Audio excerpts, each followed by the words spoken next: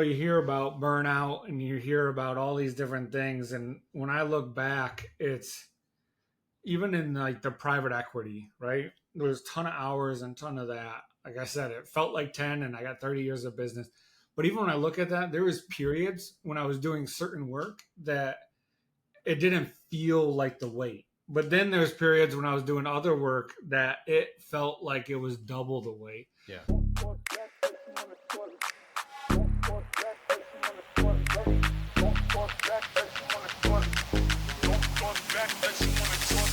Hi, welcome to another episode of Made to Matter podcast. I'm your host and founder, Adam Landrum.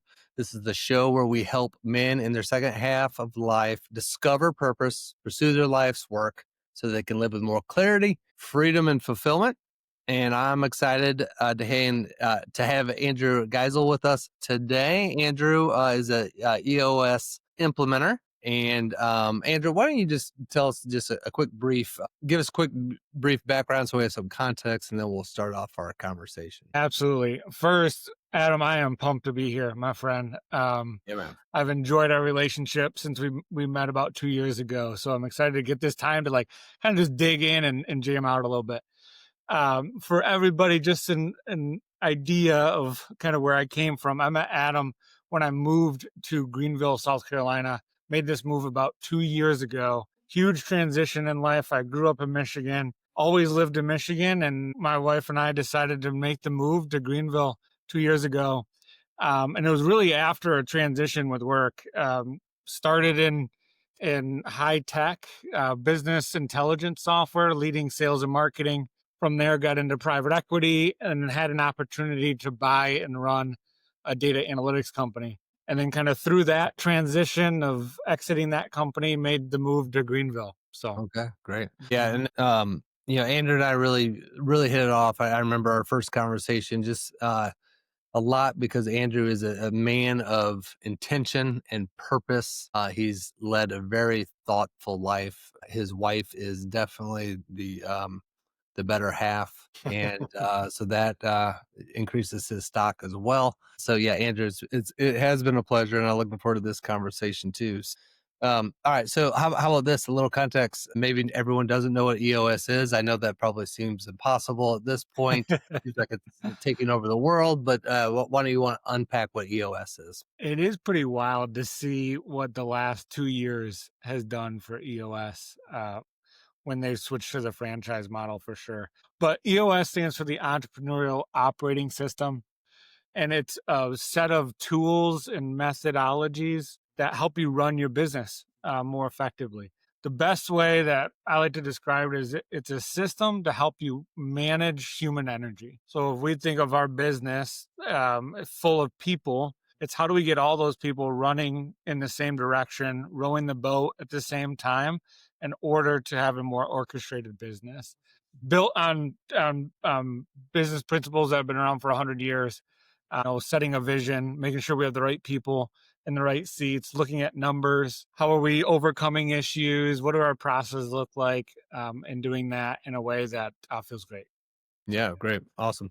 And yeah, in full disclosure for me, I ran, as you know, but for the audience, I ran EOS in my agency for a good bit of time. And I think it's one of the main reasons why my agency was acquired was because I was actually running EOS. I've also stolen quite a lot of the principles, not stolen, I've borrowed quite a lot of the principles, even personally for me, like the whole idea of vision and how to set a 3-year picture and 100%. some of those other concepts that we may get into. All right, so born and raised in Michigan. Did you grow up like a Michigan fan, like a Wolverine fan? Or? So grew up in Kalamazoo, Michigan, which is kind of right in the middle of Detroit and Chicago, and then in the middle of Lansing and Ann Arbor. So there's a college here, Western Michigan, but in that area, you can get a lot of different fans. You can get Chicago, Detroit, Michigan State, Michigan, Wisconsin. So I never really had like a specific, other than Detroit, like Michigan teams. That's really kind of that's how those are my teams. Anything in Michigan. So I'm rooting for Michigan State. I'm rooting for Michigan. I'm rooting for the Lions. But you didn't root for Michigan when Harbaugh was there, did you? Oh, I had to, 100%. Yeah, man. they're the only ones that were good in the time, so All right. Well, all right. So, you go to school, you graduate. What were some of your first jobs out of school? Yeah, so it was interesting. I went to a school called Oakland University, which you may know briefly. They've had a couple stints in the NCAA men's basketball tournament, Cool. but it's a school just north of Detroit. And when I got out, it was in 2008, 2009 period. So during that time in Detroit, there wasn't much going on. It was during the housing crisis. And so actually my first like decent job was with Best Buy and did sales management and led a store in Auburn Hills, Michigan. Which that role, I'll tell you what, I'm not close to what's going on in Best Buy anymore, but 20 years ago, their leadership training and their mentoring programs were top notch. So Nice. learned a lot through that experience. Yeah, very cool. And then what? And so, what was some of the what were some of the leadership things that you learned from Best Buy? A couple things. One was the importance of core values. You know, just the when you actually live them and bring them to life, how much behavioral situations need to be pulled back, and how we can kind of allow that to be the foundation. Hmm. I can even rattle some of them off: having fun while being the best, high level of respect. Right, those are two I can think of right off the top of my head, Cool. just Yeah. from 20 years ago. That is just kind of ingrained in you. Yeah, and I can see if they truly live by that, which I remember my Best Buy experience long ago, probably aligns to that. Yeah. Yeah, and how powerful that is. Okay, so you did that. So you did Best Buy, then where'd you go? From there, I joined a team called iDashboards, and iDashboards was a business intelligence software. Um, well, actually, I had a stint in there. Oh, I got to figure this out timing wise. So before I went to iDashboards, we did. My buddy and I started a golf simulator business, and so we kitted golf simulators from Canada. Back then, there you couldn't just buy them on Amazon, and they were just some easy to put together things. We had the big projectors and the big screens, and so you'd buy it all from Canada and kit it because where we were was right across the border. And then we partnered with high-end home builders, and we would Okay. go in and install these home projectors. Well, during that time, it was just tough in Detroit, and I had no idea what I was doing, and got stuck with a bunch of inventory, and and ended up unfortunately not able to get out of that situation Hmm.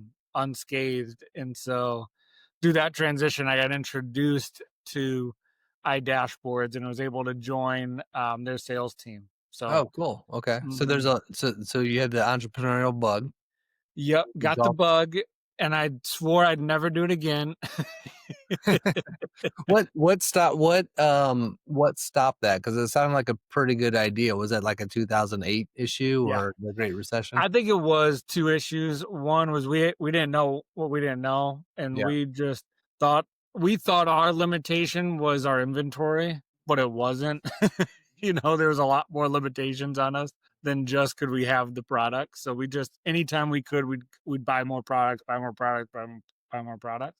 We didn't really think about the energy and the processes needed to service the wake behind us, and that's what ended up kind of killing us.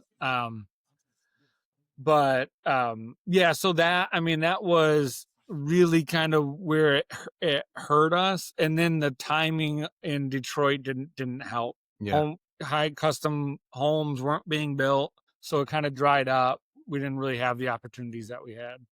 Okay, cool. So um, iDashboards comes along and sales yeah, so I and, jumped on, I got into sales, did sales for a little bit, moved up to sales management really quick. And then after about 2 or 3 years or so, I was running their sales and marketing for the organization, SaaS based platform. And we had a really good run there for a while. We went from about 4 or 5 million ARR when I first joined up to about 20 pretty quickly, and grew the team and did that. So that was fun. That was in like the era but prior to Power BI. okay. So much more like enterprise systems from that side. Okay. And then, where you said so you mentioned PE came into the picture. When did that happen with Yeah, so after iDashboard, so let me bridge that gap. So during iDashboards, we had a product that we sold. It was a pretty technical product, so we needed services to kind of help the clients. We had some channel partners, but it really needed some internal servicing. So we raised that up as well. Then what happened was we started having a lot of internal struggles because it's hard to build a product and a service business as in one. And so that's when our first introduction to EOS came in. And through that implementation, we realized in order to really service our clients well and grow, we had to choose one route or the other. And so we chose product. And during that choice and some of that transition, I decided to leave. Okay. And so when I left, I joined a private equity firm out of Detroit that specialized in technology startups, because in Detroit during that time, there wasn't a whole lot of us.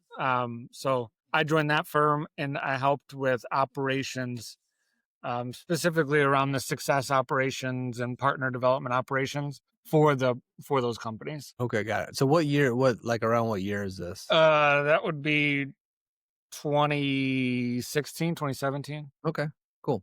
And then so how long were you in that role? I did that for 2 years. Okay. Did that for 2 years, felt like 10. And I think I got 30 years of business experience. Oh, wow. Yeah. Alright, so the crucible, the intensity. Alright, and so then that's when so you had the opportunity to buy the company through Yeah. So, a partner at iDashboards that was one of the servicing partners, okay. he and I had a good relationship.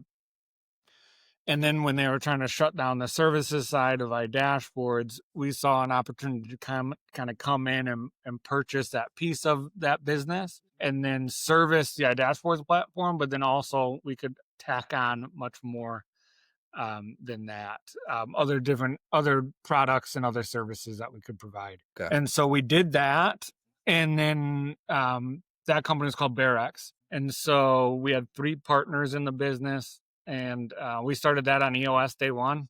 Hmm.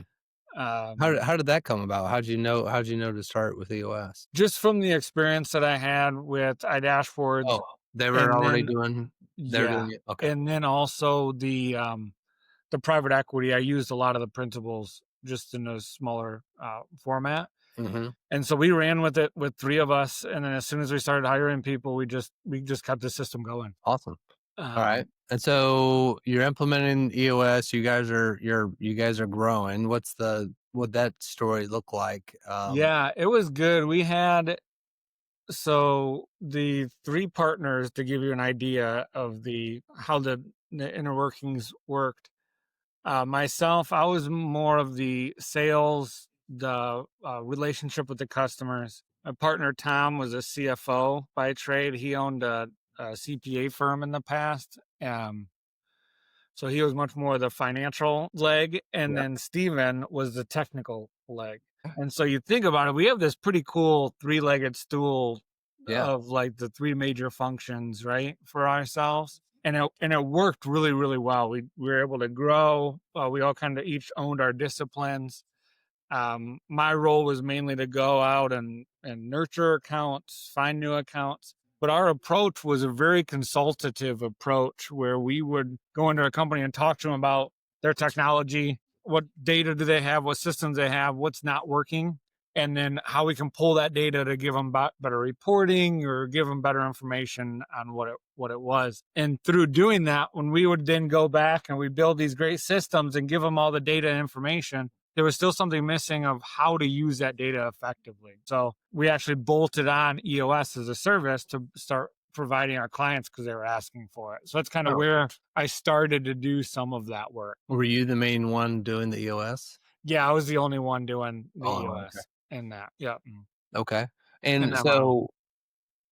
but at some point, if I remember your story, you wanted to get out of the day to day, or you wanted to sort of start pulling back a little bit. Yeah, well, I think there's a couple of things, right? Was one, as we started to grow, we have 3 partners that start to have a vision of where we're going as this company is. We're talking about where it's going to be in 3 years. What is it going to look like in a year? And we even started to see a little bit of cracks in our vision of like one person wanted one something, another person wanted something else. And so when that combined with also my experience of how much I was loving the actual work with the teams, like inside the business and that type of work, and understanding where my energy was being drugged down and compared to where my energy was being really boosted up. Hmm. I kind of said, guys, I'm okay slowing down here, and you guys take this and run with it where you want to, and I'll be support and whatever that transition looks like, however that goes. But this is where I'm going to go long term. So that's kind of how that started. Now it's been 2 or 3 years, and I still have an ownership stake Okay. today, but it's been like this nice, longer, slower transition because I was able to be up. One, I have a high level of respect for my partners in that, and we all have the same thing. So the fact that we're able to get in front of it early and just kind of talk through what does that look like, Okay. So that's how that transition went. yeah, cool. All right. So the key point. What I'm hearing you say is that you really noticed your energy, and you even said in the PE firm, like it's Yeah. intense, compressed, sounded pretty stressful. And you're working in sales and doing the technology, but as you did the EOS as a service, that's when it piqued your interest. Yeah. And Well, gave and it's interesting. Like you hear about burnout and you hear about all these different things. And when I look back, it's even in like the private equity, right? There's a ton of hours and ton of that. Like I said, it felt like 10 and I got 30 years of business. But even when I look at that, there was periods when I was doing certain work that it didn't feel like the weight. But then there's periods when I was doing other work that it felt like it was double the weight. So I started to recognize that it wasn't actually the amount of work, but it was the type of work that really was making me feel stressed. Hmm, And I felt the same thing when it came to the Barracks work and then and in the EOS work. And what I've come to recognize much later is understanding that if like my things are training, coaching, and selling. And if I'm not doing one of those three things, it's probably a drain on me. And like I need to be training, coaching, or selling. That's where I need to be at because that gives me energy when I'm right. in those sections. Yeah. Nice. How long did it take you to realize those are the three things? Oh man. From graduating college or even maybe even before, but like, Yeah, I would say I'm relatively newer into finding those. yeah, I think I would say in the last 3 years, I've really been able to harness what those three things are. yeah. Wow. Okay. Um, and it was a lot of reflection with this transition from Barracks to EOS, and like, am I doing the right thing? And just a lot of that thoughtfulness I had to go to. Also, moving makes a huge like. There's this grieving period when you leave this life that you've built. Right? Yeah. We had what you would consider the dream life, a house on a lake that everybody wanted to try to get in and all these different things. Over a glass of wine, we kind of said on a Sunday night, let's put it up tomorrow. We know that this is where God's Maybe calling it was a us. couple. Maybe it was a couple glasses of Maybe a couple glasses of wine, 100%. Maybe a couple bottles, maybe not that much, but and so and I think during that, like this grief of like what your old identity was wine. tied to Yeah. so much made me not just made me, it gave me an opportunity to dial that in through that transition. Okay, let's put a pin in the transition for I have one quick question. Where and then we'll talk about the transition. I'm sure our audience will be interested in that. Where did you have this concept, this idea of paying attention to what gives you energy to what takes away energy?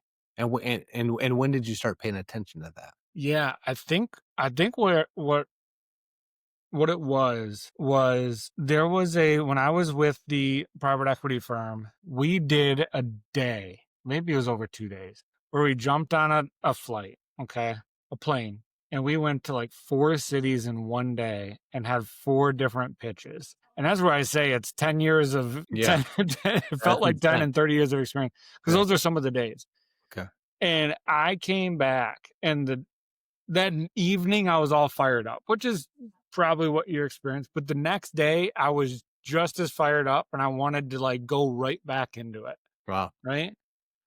And to me and Stacy, my wife, being the really one that is reflective and helps me slow down and calls these things out for me, Hmm. was like, she kind of pointed out to me, like, hey, like you are on fire right now. Right. Like, what about what you just did makes you feel the way you did? Because some people would look at that and be like, that is exhausting. There's no way I want to do that type of work, you know?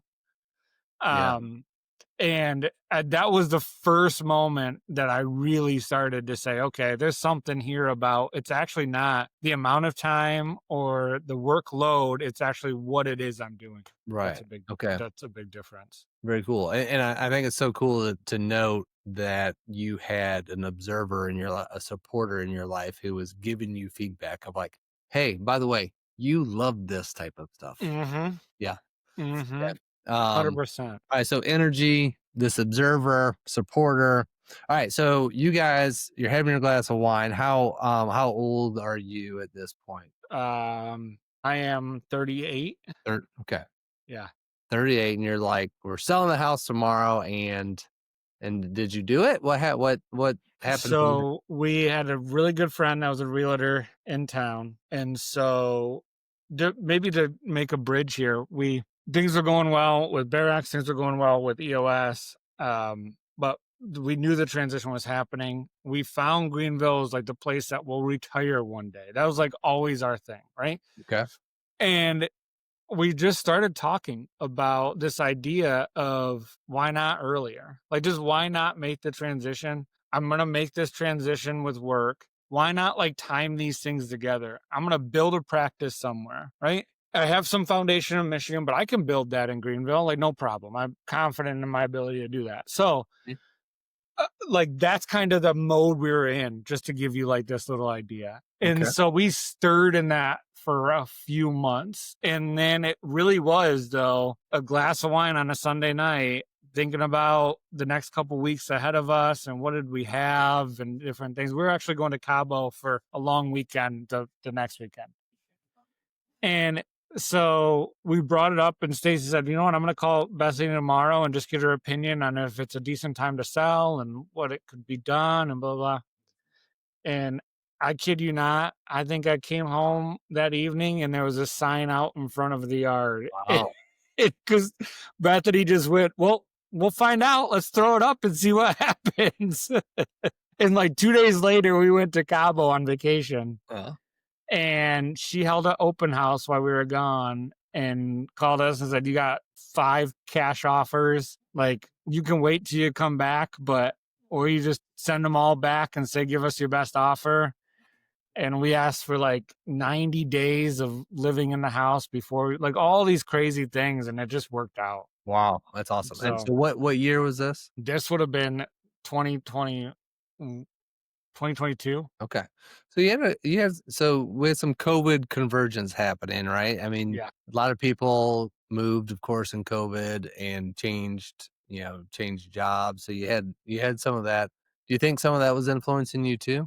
I think so. I mean, And I don't think permission how to it, permission to change, right? Or yeah, I don't think anything that happened after 2020. I think COVID had some some influence on people, right? I feel yeah, like it did give you permissions. It gave you a different perspective that like things can just be different and or things can change quickly, and just kind of opened your eyes a little bit for sure. yeah, very cool. Okay.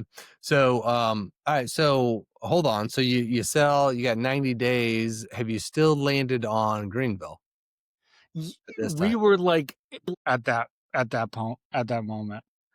And then did something happen? All right, we're back with you. We had a little technical difficulty, so we're gonna pick back up. I think my last question was, you have the 90-day offer. Had you already selected Greenville? And also, I want to give the audience just some context. Greenville, South Carolina.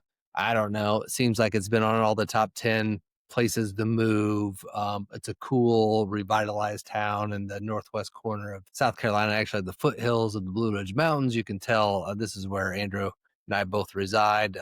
Great place to live. So if you live in Michigan or the Northeast or somewhere where there's snow and there's gray and you visit Greenville, you're like, yeah, this isn't such a bad place to move to because we Yeah. don't have any of that. So, Yeah. so you want to retire there, but were you starting to think, hey, we can make it happen now in Greenville? That's exactly what it was. I think to put a bow on the end of that story was that we had awesome offers and the house sold quickly. But in our transition, we took a little bit of time because we water sports has always kind of been one of the biggest hobbies. And Sure. so we knew we wanted to be by some good lakes. We actually had Lake Norris, Lake Kiowee, so Lake Norris, Tennessee, Lake Kiowee here by Greenville.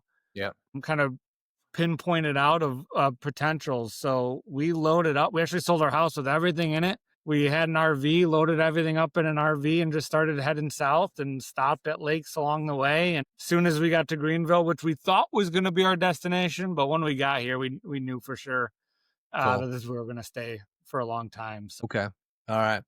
Very good. All right. So you're making your transition. What are you thinking, or what's going on with work and EOS? Like, where are you in that? oh man, I think that is probably when I've been the least clear, is during that transition just in my life from a career and life and all these different things. Cause there's like this huge moment of like, I am like kind of grieving the last part of my life. Right. Yeah. And even the success and the things that have been built in that and the purpose I had there and the reputation and very much ego driven, but it was all there.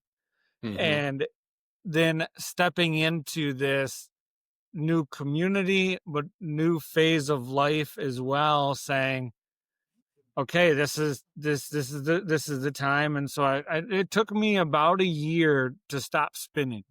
Okay. Nice. Okay. you Yeah. know, That makes Uh, sense.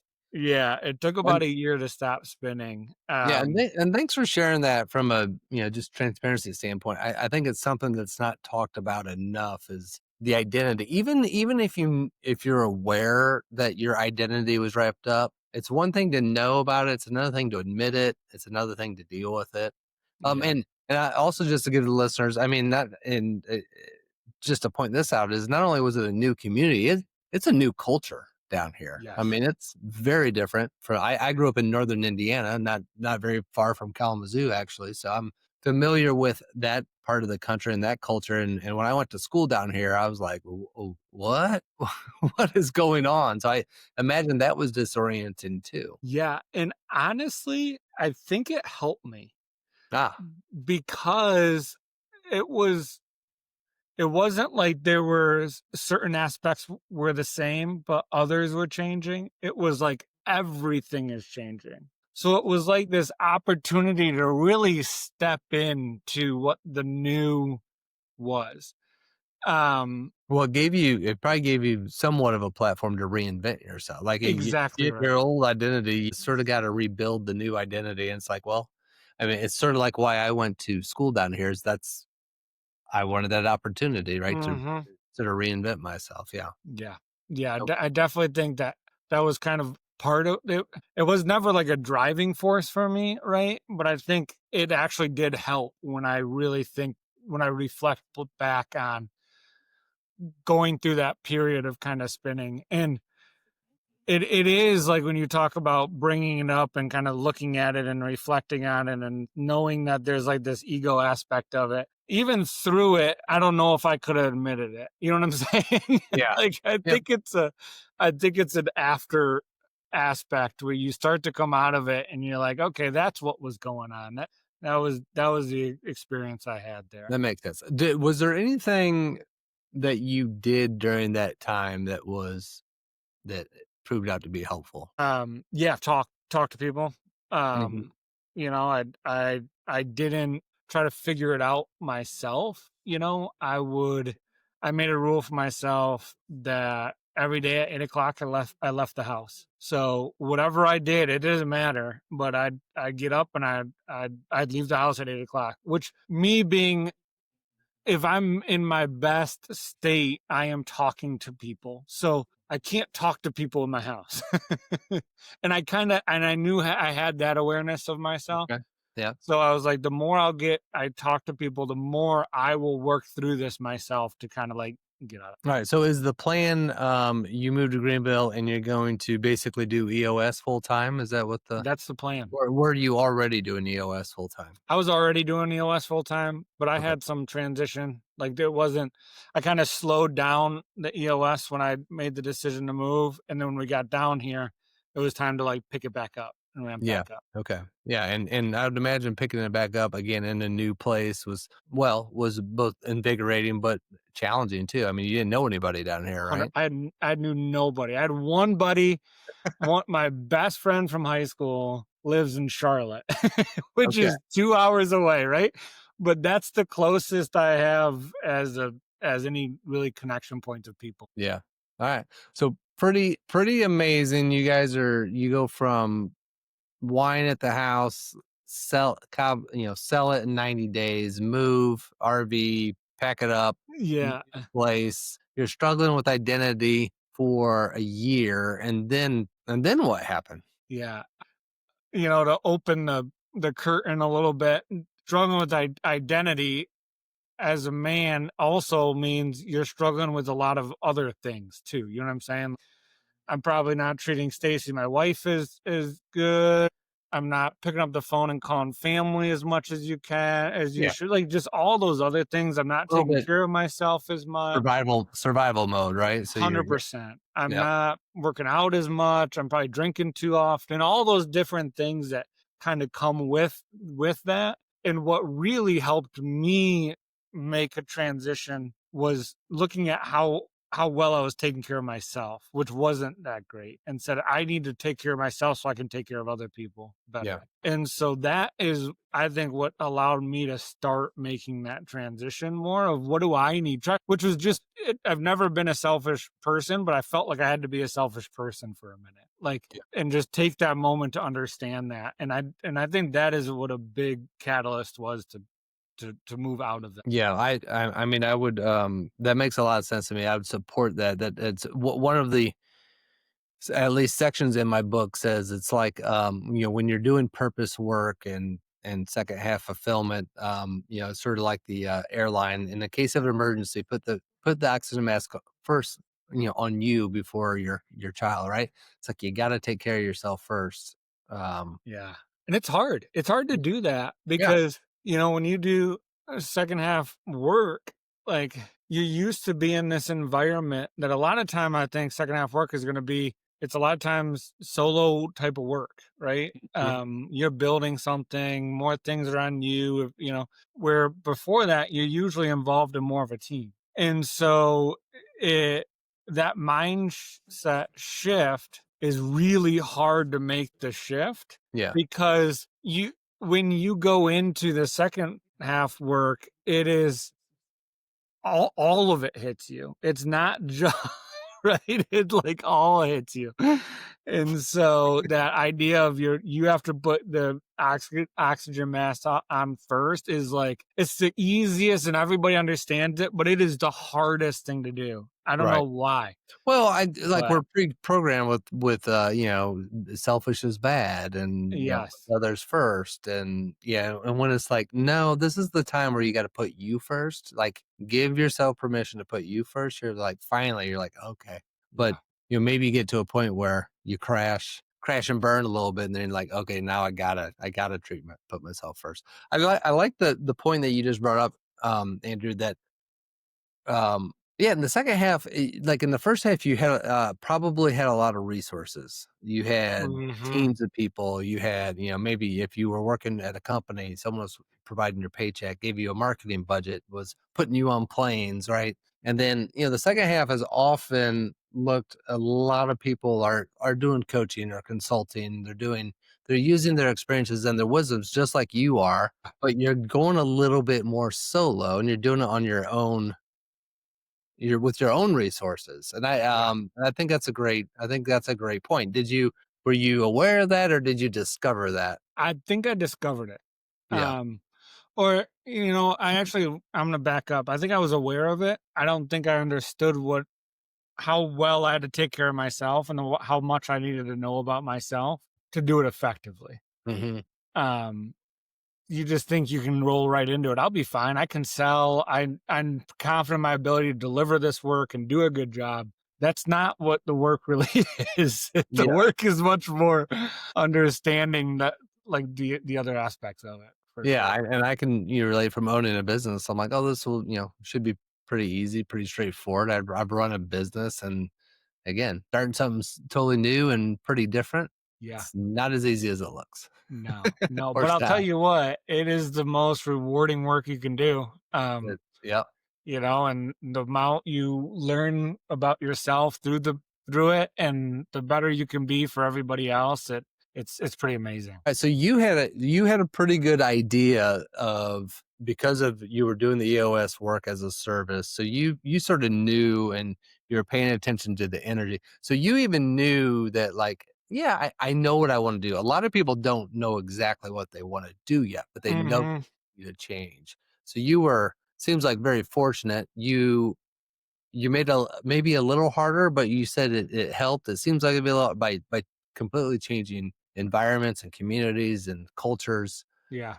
Um, and you went through your identity for about a year and and landed. What did it feel like when you sort of landed? Like, did the clouds part, the curtains part? Like how did you know you were like, okay, I'm where I'm supposed to be. Yeah, there's a few things in there I think we can unpack too, but I think Yeah. that in general, the when I say that I spun for like a year and then I feel there, it definitely wasn't a moment of relief, but I would say there was like this transition where it went from, because even when I was spinning, there were a lot of good things and things were happening, and like at any given moment, I could be on top of the world, but I just don't think I had the proper perspective on it. Where I feel like I've landed now is I the highs aren't as high and the lows aren't as low. Does Mhm. And so now I feel like I have a better perspective through the middle of it. Where when I was spinning, I felt like the highs were really, really high and the lows were really, really, really, really low. Yeah. And so it's kind of shrinking that bell curve a little bit. And as that's occurred, I think there's been really good moments that have occurred that said, wow, that would have really pushed me into a spinning moment 9 months ago, that right now it's water off my back and let's just keep going. Yeah. Now, outside, I'd imagine Stacy was integral in this transition, but who else in your life really helped you get through this period? Yeah. I mean, Stacy, 10 times over, my wife, and she's an entrepreneur herself. She went through this same journey, before I did, having somebody that was a nurse by trade and then started doing nutrition coaching that turned into stress management and one-on-one coaching. Like, her transition kind of helped me, kind of pull me through for sure. And then that's been huge. And then honestly, it's been like my brothers. My brother Brett is a huge staple for me. We actually last week just completed a bucket list item for the two of us. We did all four golf majors. Oh, nice. We completed it last week with the U.S. Open. So Congrats. yeah, that's awesome. And he's really kind of helped me through different things and worked through that. And my dad is my superhero, always has been. Hmm. As far as like people I can talk to and kind of work through some of this. But then honestly, it's been amazing people I've been able to meet in Greenville too. Yeah. Yourself and the relationships that we have, but then also the people you've been able to introduce me to and welcome me into the community. Jamie Mullican and David Benner and Lynn Chavez and Jim Walsh and all these great people in town have been Yeah. It's instrumental for a sure. fabulous community, and I'm glad that it's helped. So, in retrospect, Hmm. would you have done anything different? No, I wouldn't. I I I think I would have acted or had different perspectives through things differently, but that's even hard to say because it's allowed me to become and land where I'm at today. Um, and you hear the saying all the time, it's about the journey, not the destination. But that is such a hard thing to live. Especially when you're kind of a driven individual and you wanna get to that point. But man, when I look back on it, like it's been pretty awesome. And I wouldn't change much. If anything, be more be m- feel it more, Hmm. Yeah. just feel the whole thing more. Yeah. Um, that'd be it. And I mean, you did the journey, all right? And Hmm. I imagine you're still on it, but you acted. You sold you took the bold action, you sold the house, Hmm. you guys took action and you made it happen. So that's incredible. All right. So some principles I'm pulling out. I want to see if you've noticed anything else. But Okay. what I noticed was energy, support, and identity. Mm, Those are things that you paid attention to and you noted along the way to make this transition to it sounds like your first half wasn't miserable, which is no, often the case. A lot of people want to villainize the first half, and it's like, no, no. it was great, but maybe it wasn't serving me any longer. And the EOS work of the energy stuff, right? Is you're like, that's what's gonna serve me in this chapter of life and going forward. So you made that transition. Right. So did you notice any other principles? It's interesting because I actually wrote a couple things down just in reflection to have this conversation with you. And the first thing I wrote was energy as a compass. Hmm. And that was the first thing you pulled out was energy. And I think that is of all of it that I think that really allowed it to occur because there was not a moment for me that I did not hate my first half. I loved it. I felt like God gave me an amazing, amazing journey, and we created an amazing life, and we loved the first half. But I just started paying attention to the energy and where the energy and I could this could be even better than what it is. Let's Oh, go after what could be even better. And then I think it was like in the middle of it, you're like, oh crap, what did I do and what's happening? And you're spinning and spinning and spinning, and you kind of come out of that piece of it. But that's one. The other thing that I think is important to know is this idea for me was like people pleasing and things that I should be doing to then the transition to what really fills my cup first and making sure I'm taking care of myself first. yeah. That is a really big principle too that I would Yeah, add. yeah, that astute to note that. I think that's great. And then one thing we didn't talk about, I'll just unpack this idea that I'm having. I think your story speaks to it, but I think there's like a new retirement, right? It's not this idea of I'm going to move to the beach and do anything. It's like, it's the saying of don't retire from something, retire to something. And you guys had the vision of Greenville as retirement, and then you're like, well, why not do it now? Like Yeah. what? Like why wait? And so Mhm. even though when things were good, in the first half, I think people we can get complacent and be like, well, this is a pretty good life. I guess I'll just keep doing this. But you had this vision of like, no, no, no, no, like different part of the country, different. Well, I mean, you continued, you grew your career, and well, Mhm. you're like, we could have the second half can be even better, and you guys 100%. embrace that, and that was awesome. All right, so based on that, this is what I asked everybody. Guess I didn't cue you up on this, but I'm sure you'll rise to the occasion. And it is this: there are people listening to this who were in your spot, um, where you were a couple years ago. Mhm. What encouragement and or hope would you give them? What would you like to say to them? Yeah. Something that I heard that helped me when I was trying to figure things out was there's this quote that says there's a ton of door of opportunity in the world. And if you're smart, you can probably open a few of those doors. If you're brilliant, you can open a few more. But if you're vibrant, doors open for you. Hmm. And I just think it ties into that we can't think through the situation a lot of times where if we're trying to like overthink what the next step is and how do I do this and what makes sense and do you sell the house logic, all these things. you're gonna just it's gonna be difficult. But if you allow yourself to listen to when you're vibrant, what gives you that vibrancy, what brings that about, you and your family and all of that, I think follow the vibrancy, not what's smarter. Yeah. And vibrancy to me sounds like your energy compass again. 100%. Yeah. 100%. Awesome, man. Andrew, thank you so much for joining us on Made to Matter. I knew you would knock it out of the park, and you certainly did. And I know you're going to encourage a lot of men to embrace the second half that they probably couldn't even imagine could be as good as it is. And you're living proof that's happening. So, friends, Yeah. thanks again for listening and tuning in to Made to Matter podcast. And until next time, see you then.